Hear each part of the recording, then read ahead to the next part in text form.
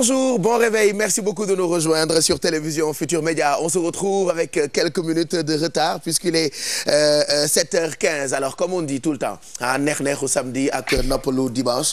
Lundi, on n'est pas trop motivé, mais heureusement Yeewu Leen mu ngi fi. On vous accompagnera durant toute la matinée man ak sama team. Ils sont là ce matin. Alors yéen tamit di ngeen mën a àndandoo ak ñun ci Yeewu Leen bi comme on le fait tous les jours. Tey nag tombé na ak lundi 5 mai 2014. Alors début de semaine début de mois en tout cas yàlla na xéwal yi di dugg si xam nga le 5 dafa xaw a particulier waaw ñoom Borak ñoom Luyaas yëpp le 5 ñu bëri sa la ñuy fayeeku si de tam ñu ne le 5 jot na am na kenn du ko ci fajar surtout loyer yi nag alors souvent salaire yi itam am na yu génn le 5 muñal ma ba le 5 suba le 5 am na ñu bëri ñoo xamante ne yàkkamtiwuñu le 5 surtout local loueur yi waaw ñu bëri yàkkamtiwuñu le 5 patron bi wala allo on est le 5 aujourd'hui de nga ne ko mais attends on doit aller jusqu'au 10 te am na ci locataire yu fàtte enfin borom kër yu fàtte comme ay teeñu ndel xam nga teeñu ndel buñ la set wet ci rek am teeñ suñ la fayee ko soo bañee ñu ni la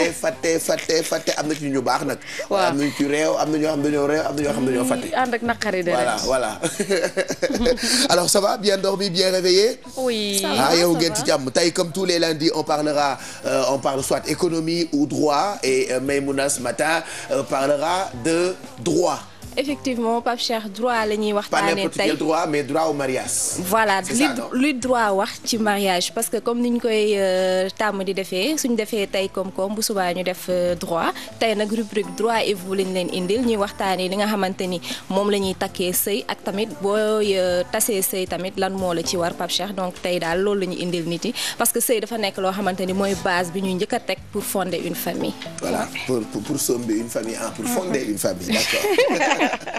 donc dinañ ci xam dara bu ca kanamee ak Maïmouna comme on le fait tous les lundis na ngeen pare pour ku ci bëgg am xam-xam rek ci lépp lu droit wax jëm ci mariage voilà alors grâce ak Mado yéen ñi nga xamante ne yéen a yeewu suba gi di ngeen mën a am ay conseils pratiques concernant seeni bien-être moi tous les matins pour kanam gi xaw a nooyu tuuti damay jël ay doon di glace ak ndox bu sedd guy seulement ko alors ça je l'ai su ak Mado te je sais que nga xamee ni daf koy joxe dina leen jëriñ saa yu ngeen xëyee waaw dama lay waxal lu baax rek nag.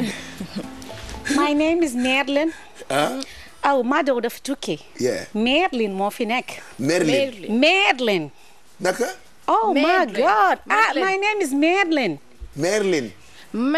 yow sa dégg anglais kon amoo kër Amérique da ngay soccal foro. Merlin. américains yi lan la ñu wax d'accord ok parce que tey xam nga dama am couleur bu xonka te sénégalaise amuñu karaw bu xonka donc tey my name is Merlin Amérique quoi exactly donc tey mbokk téléspectateurs yéen ñi toog seen kër Mado Kim Kardashian Diaw Ndiaye moo toog fii ci plateau bi ànd ak Pape Cheikh donc tey Pape Cheikh affaire u xeesal nañuy wax xam nga man dama judd mel ni jiwuma donc dinañ recevoir kenn koo xamante ne nag mooy docteur Marie Diallo et puis on va parler du bien-être de la peau et des méfaits de l'hydroquinone ci yaram nag. D'accord et j'ai entendu dire aussi que il y aura quelques conseils concernant li xale yi tuddee nappi. Exactement parce que moom moo xew léegi. nature. Nappy hair. Ok, ce sera pour tout à l'heure. Alors le premier journal aussi vous sera proposé à 7h30. Il vous sera présenté par Léa Sokaina que l'on retrouve d'ailleurs tout de suite pour les titres du premier journal de ce lundi matin. Bonjour Léa. Bonjour Pape Cheikh. Alors bonjour Léa. En pleine forme ce matin. Oui. Alors moi j'ai très envie de dormir parce que voilà je suis pas très motivé ce matin je le dis je suis pas très motivé ce matin parce que hier j'ai passé une bonne soirée avant-hier une bonne soirée avant-hier une bonne soirée avant-hier une très bonne soirée voilà.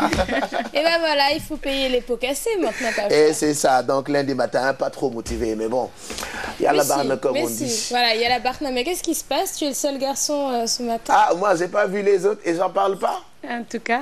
J'ai même pas parlé d'eux.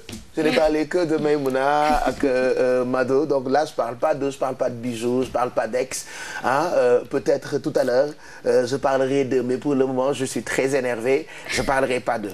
Bon alors en tout cas on va parler des informations. C'est parti, mesdames et messieurs, bonjour, voici les titres des éditions à venir. Après de multiples contestations et des échauffourées avec la police, SOS Littoral gagne sa bataille en venant de libérer la corniche ouest de toute emprise. Macky Sall en visite sur le site annonce l'arrêt du chantier de l'ambassade de Turquie et des mesures pour protéger le littoral. À Kër-Baye-Fall, les habitants craignent le pire avec la passerelle de la Nationale 1 qui pourrait s'effondrer à tout moment. En danger, ces populations sollicitent une réaction urgente de l'État. Et puis l'excision, une pratique qui persiste dans le Fouladou malgré les nombreuses campagnes de sensibilisation. À Kolda, les exciseuses se disent prêtes à tourner le dos à cette coutume si l'État s'engage à leur trouver un autre travail. Voilà pour les titres. Le développement dans un instant. Voilà, dans 10 minutes donc on te retrouve pour le premier journal de ce matin, de ce lundi 5 mai. Merci Léa et à tout de suite pour les infos ou à tout à l'heure. Voilà, donc voici la une de l'Observateur de ce lundi 5 mai. Regardez l'Observateur donc qui revient encore sur la présence de Maître Wade au Sénégal, l'ancien président du Sénégal. Alors maison d'arrêt pour femmes de Liberté 6, ce que Wade et Aïda Ndiong se sont dit en point de titre, Wade qui dit nous ne ménagerons aucun effort pour parvenir à un dénouement heureux de notre affaire. Aïda Ndiong qui dit si j'avais accepté les propositions des recruteurs chargés du démantèlement du PDS, je ne serais pas ici aujourd'hui. Voilà, donc mu ngi ci l'Observateur bu tey bi. Et puis en politique, élection locale 2014, l'APR dans la tourmente. Mbacké, Abdou Lahad Seck exclu de la coordination. Touba, le Khalife exclut Moustapha Cissé Lo, Fallou Mbacké de sa liste. Louga, Lamine Gueye, responsable APR, dirige la liste de Bess du Ñakk contre son parti. Mbaye Ndiaye qui dit l'absence de structuration de l'APR est la source des listes dissidents. Et puis wax nañu itam ci sport ak Forza écurie Fass après sa victoire sur Khadim Ndiaye. Il parle donc dans l'Observateur bu tey bi. Et puis en fait divers am na crime bu bon, crime crapuleux à Ranérou, un berger tué dans son sommeil. Voilà, berger bu doon nelaw ñu rey ko, loolu la ñu def ci suufu L'Obs bi. Donc une bangok disponible partout, allez la voir. yenn saa yi nga liir yu doy waar de. yu doy waar lool. Mado yenn saa yi nga liir yu doy waar lool sax. Mais bon, en tout cas on n'aime pas trop les mauvaises nouvelles très tôt suba gi waaye sant jóg leen ñu bànneexu. Je rappelle juste que mën ngeen bokk ci émission bi ci numéro yi nga xam ne dans quelques minutes ñu affiché wu ci suufu écran bi 88 628 22 22 wala 88 628 65 65 88 628 04 05. Tout de suite on va enchaîner ak seen rubrique Jóg Job, la première rubrique bi ñu leen di proposer tous les matins ci Yeewu Leen.